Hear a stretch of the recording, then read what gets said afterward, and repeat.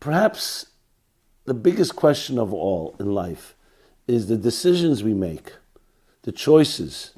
Are they really our choices, or did someone set it up for us? In other words, do we control our destiny? Do you control your destiny? Think of it this way. We do not choose which family to be born into.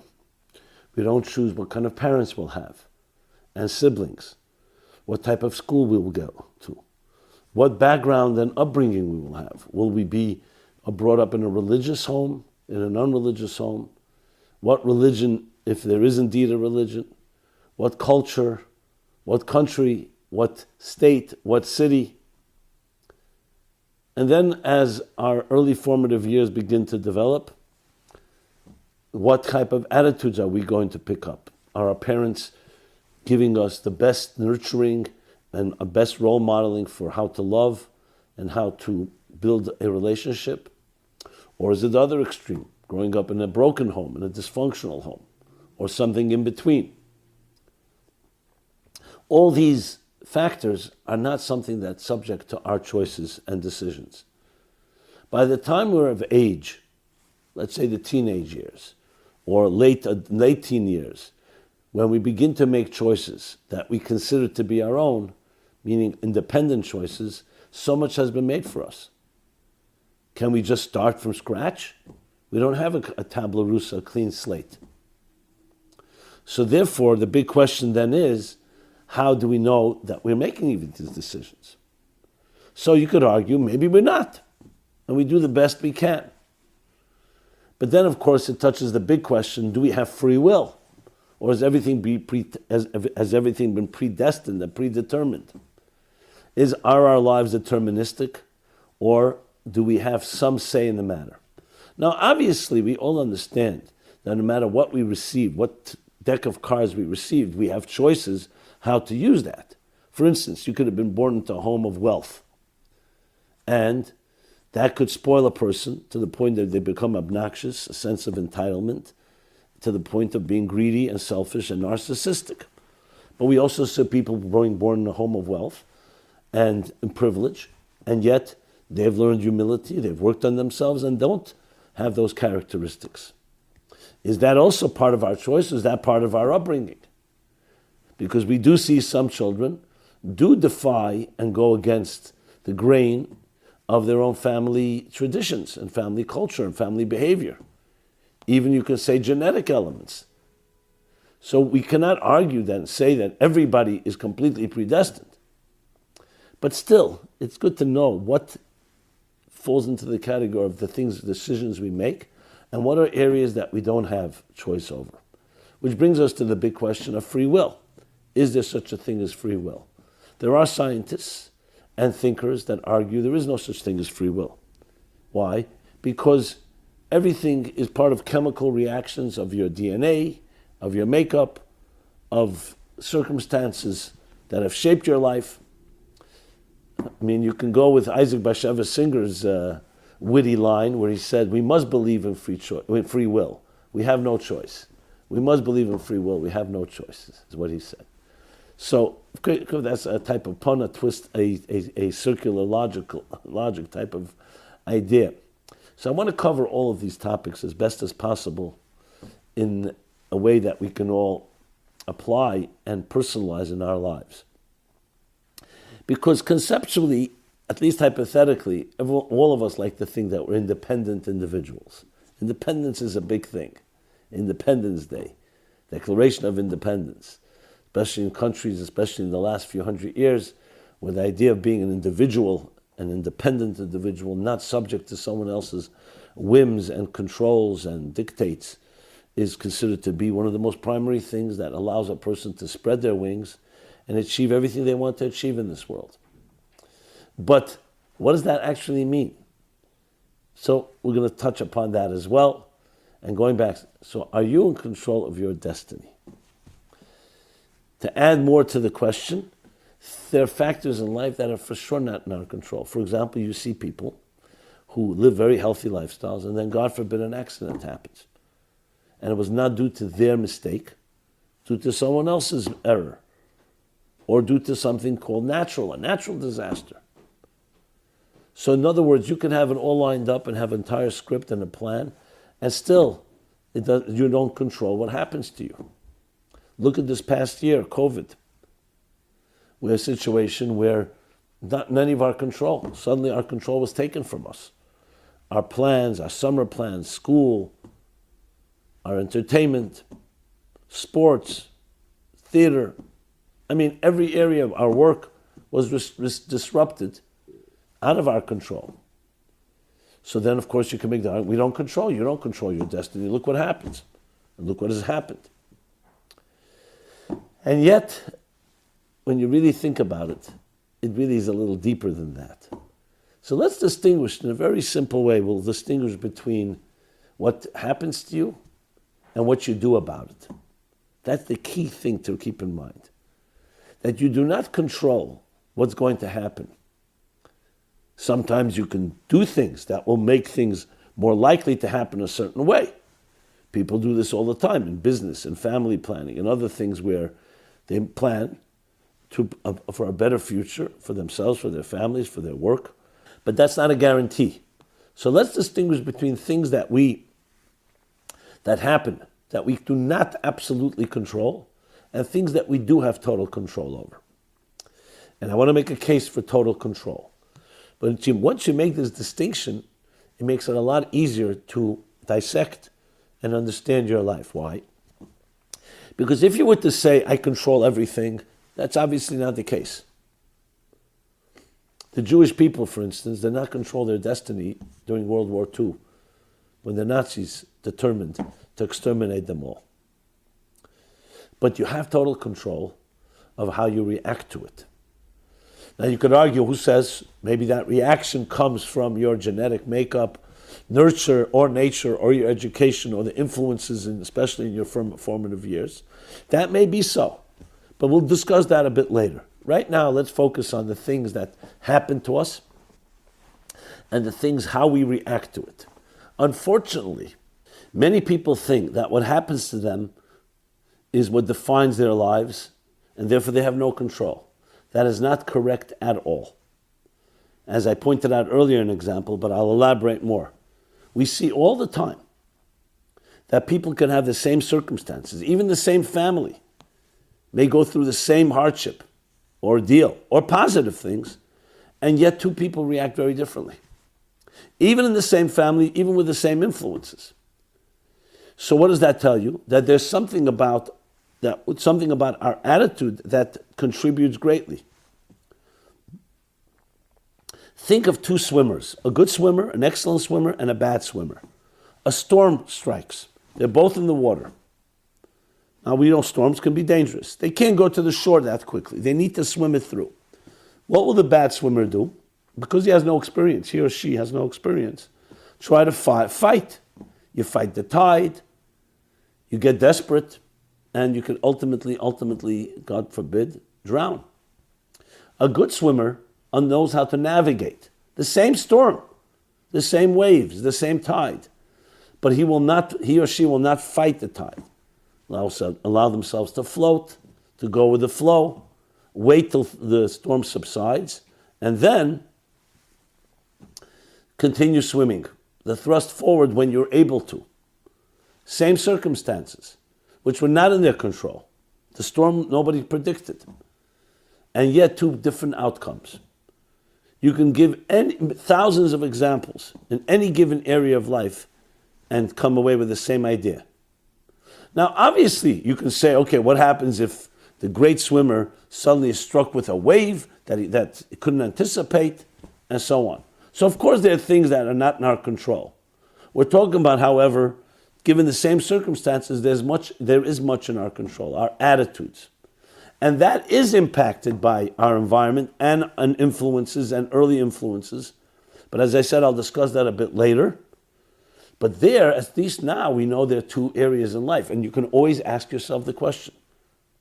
The problem is the emotional reaction that we have, the subjective emotional reaction, coupled with our biases and prejudices and emotional wiring, which is very subjective, all lead that when you get to a situation which can seem desperate or difficult, you don't think that you have control over your attitude. It takes control of your mindset.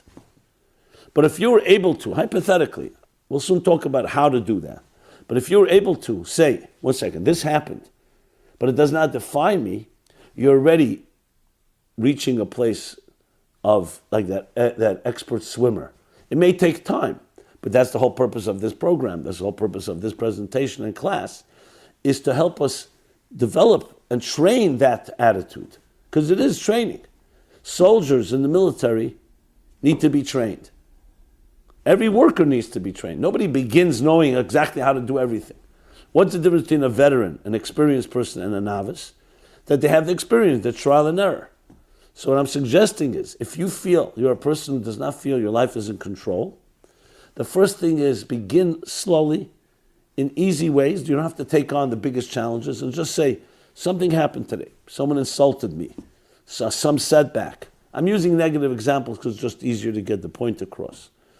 Stop yourself and say, before I react, let me put that on a piece of paper. What happened? And here are the options of how I can react to it. As soon as you do that, you're already halfway to the solution, if not more. Because your awareness, your presence, your composure is critical. The composure of the good swimmer is vital. He does not get flustered and overwhelmed by the challenge of the storm. So that's the first thing we need to be able to do. And we're capable of it because people have been trained and learned to do so. It may take some time, because the fact is we all get, at times, something happens, you get a phone call or something else comes your way, you're like shocked. So it's not always easy to do. But that is the methodology. And look, I remember the first time I heard a tragedy happen in my life. I remember my father became ill, and then sick, and then he died. So of course, it's not like I could just sit down. And yet, because I had trained myself, it was easier for me. Not because the pain was less, and not because the loss was less, or the shock was less, but because I had trained myself to navigate. Each one of us can do that. Begin with smaller challenges, make it a daily exercise, and you'll be surprised how your life changes. I know, it sounds simple, and so on, but it is simple. The challenge is to make it your new routine. But especially if you've grown up in a home where a mother or father or others around you reacted very impulsively and did not do exactly what I just said, and they allowed the circumstances to control them, then their destiny, yes, was compromised because they could not separate between themselves and their experiences. So the key thing is to remember that which happens to you does not define you. You may suffer, but you're not a sufferer. Which brings me to the second point. What then does define you? Which is the second point in accessing that inner self of how to navigate. Remember, your experiences do not define you. What defines you? Your soul, your inner core self. So no matter what happens in life, and many things will happen that are unexpected, unanticipated, sometimes unwanted, but your soul is always intact. The swimmer in you, using that analogy, is always there. You need to access it. So the more you can get in touch with your inner soul, the more inner confidence that builds, and that strength necessary that when something comes your way, you know what to do. The stronger, in other words, that you separate yourself from the circumstances of your life, the stronger you connect to the soul, those two components, the formula will be that equals more control over your destiny.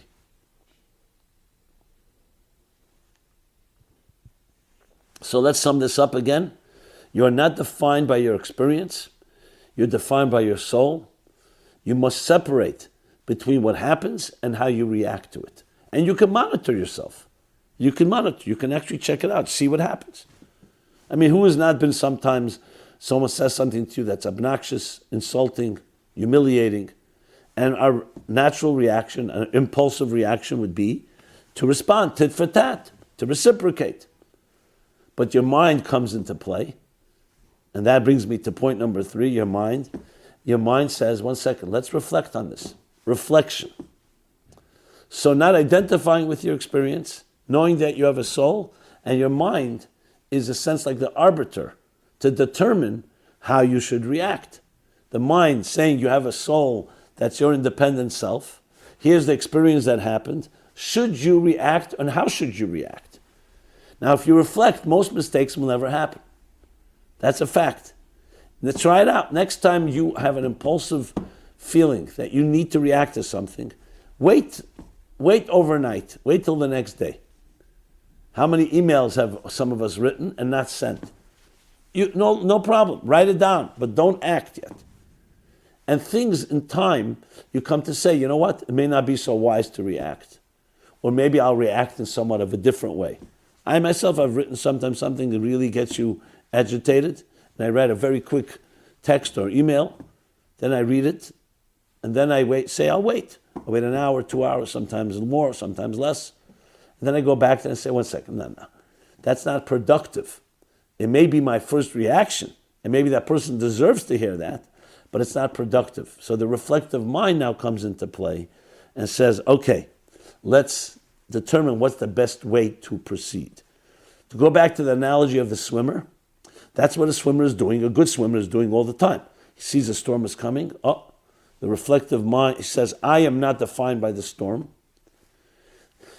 The storm is an event that's happening right now. My reflective mind, which of course includes my training, tells me now to not react impulsively, but to calm down and to be cool, collected, and ride with the waves, go with the flow, until the storm ends. So those that are trained are doing this very quickly, but all of us can be trained. So 3 points so far. Your experiences don't define you. They happen to you, but they don't define you. Your soul defines you, and your reflective mind is your tool and instrument to be able to separate between the two and determine how to react the proper way. Now, sometimes no reaction may be the way. Sometimes a strong reaction may be the correct way. But you don't want it to come impulsively from the experience. You want it to come from the reflection of your mind, which channels your soul, your independent soul, into determining what is the right course of action. Now, I know it sounds, again, simple. The reason it's not simple is because many of us have not heard this stated in this type of like clinical or technical sense. And secondly, our emotions take hold of us, as I pointed out earlier. Now, let me go back to the point of the question, okay, but how we react, how we reflect, and even our very sense of identity. Let's say it's a given, we're not defined by our experiences. And I'm able to somewhat separate from that. But the rest of me is still controlled by things that maybe I've been trained. Okay, look, someone who's been trained, let's say, to be a surgeon, or someone who's been trained in the military, or someone who knows who computer science, or accounting, or law, or medicine, whatever you say, whatever you like. So you could say the training impacted them. Yes, but the training helped train you to use your resources in the direct way. To say, in other words, is it absolute free will? Or is it still based on circumstances? Even if we learned healthy habits from our parents who nurtured us and how to become a good swimmer, you were trained and taught. Well, if you still have a problem with that and say, that still doesn't mean I control my destiny, what shall I say? Yes, theologically and philosophically, which I will address, the last point of this discussion will be about that. You could still say that doesn't mean you have absolute free will. It could still be deterministic based on the training and tools. But the fact is you control your life and you're not a victim of circumstances. That's the key. You're not a victim of circumstances. And you can learn this. Anyone in recovery, anyone who's healing in any given situation will tell you, I thought that this was my only approach to things. I would turn to my addictions or substances or destructive behaviors, and I came to learn I can do something else. I can find an alternative path. I don't need to go down this road. I can go down a different road. People have learned to change and therefore control their futures. Again, not what happens to you, but how you're going to react to it. So let's now speak about the theological. So here's an interesting question. Is there such a thing as free will? So if you talk about from a religious or theological perspective, you can argue, since God controls everything, every move and every breath and every action of our lives, then it seems like there's no free will. Everything is predetermined. However, the same theological argument goes further and says that God granted the human being free will. The question is how? There's nothing about us that's free will, that's free. We need to eat, we need to drink, we need to sleep, we need love. We have real needs. Without them, we will die. We will suffer. We will wither. Just as a plant, a flower, does not have free will, unless it's watered, it will not grow, so too with us. So you could argue there's no real thing as free will. Only God from this perspective has free will because he's not bound by everything. So the interesting point, which I would like to introduce here, is that in Hasidic thought, Jewish mysticism, it says that in the verse where it says that God created Adam, he said, we will create one like us, which means like God, is the concept of free will. That God granted the human being free will, but only in the area of morality. Not whether you'll be tall or short, or whether you'll have blue eyes or brown eyes, or the level of your intelligence or your life situation. So not only the things that happen to you are not in your control, but also certain circumstances. The color of your skin, what home you brought up, and personality as well. But when it comes to how to use that, and not only the circumstances of your life, but also your very personality, there you have free will to choose. Now this is another discussion that deserves its own class about free will and predeterminism, and predestiny or determinism. And you can find more about it on meaningfullife.com by those titles and similar titles about free will. I just wanted to include it in this discussion because the point here is that there is an element, not only that you can free yourself and not be defined by your circumstances and control how you navigate and your attitude, but also you can also recognize that there is something deeper that really does come from a very free place. And that's a God-given gift. That's not something that we created on our own. It's because God said, I will give the human being the ability to make these choices. And you can take it a step further. Our ability to reflect and access our soul is connected to that part of our free will. Because you see, an animal does not have that. When an animal is hungry, you can't go reason with it and say, hey, reflect on this, maybe don't kill the prey, have some compassion. Nature is a clockwork that works a certain way. It's made to be that way. And there is no concept of controlling its own destiny. Even though, yes, of course, animals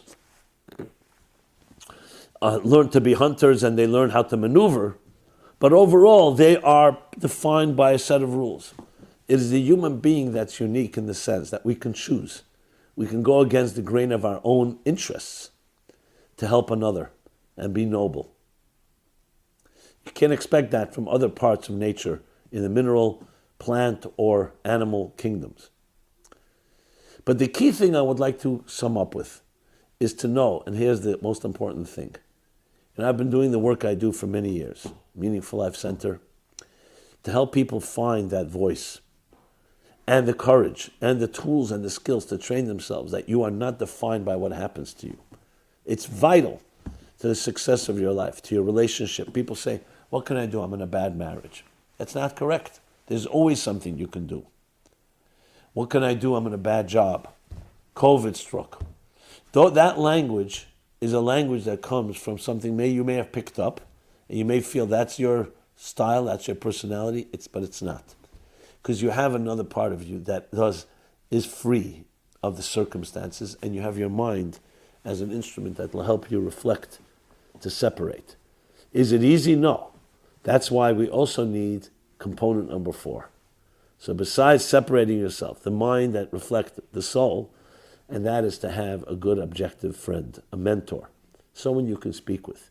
Because they can help free you from your myopic and subjective perspective on things. And if you trust someone like that, they will help you get out of that quagmire, that quicksand that traps us. Because the emotions, for all their value, can also blind us from the possibilities of what we're able to become and able to grow and potentially reach the infinite itself, which is essentially the real free will within you, the infinite within the finite you.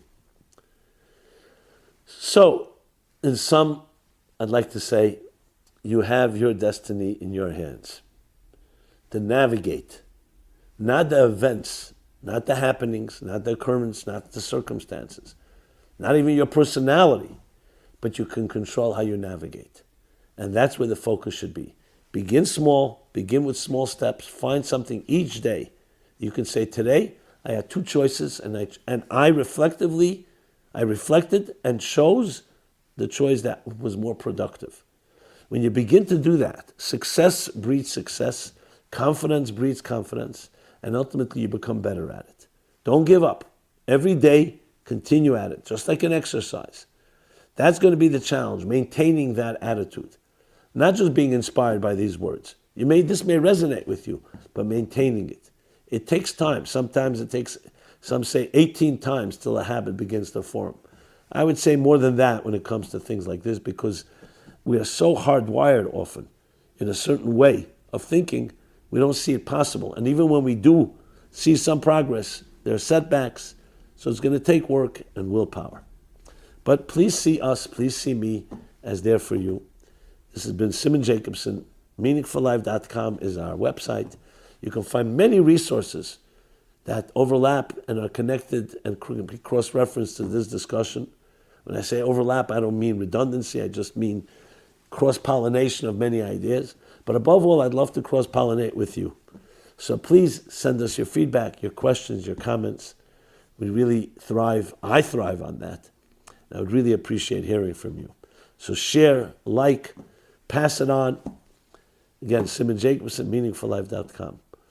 May you be blessed to learn to navigate in the best possible way, to be able to soar, spread your wings, and be the best you can possibly be. Be well. This program is brought to you by the Meaningful Life Center.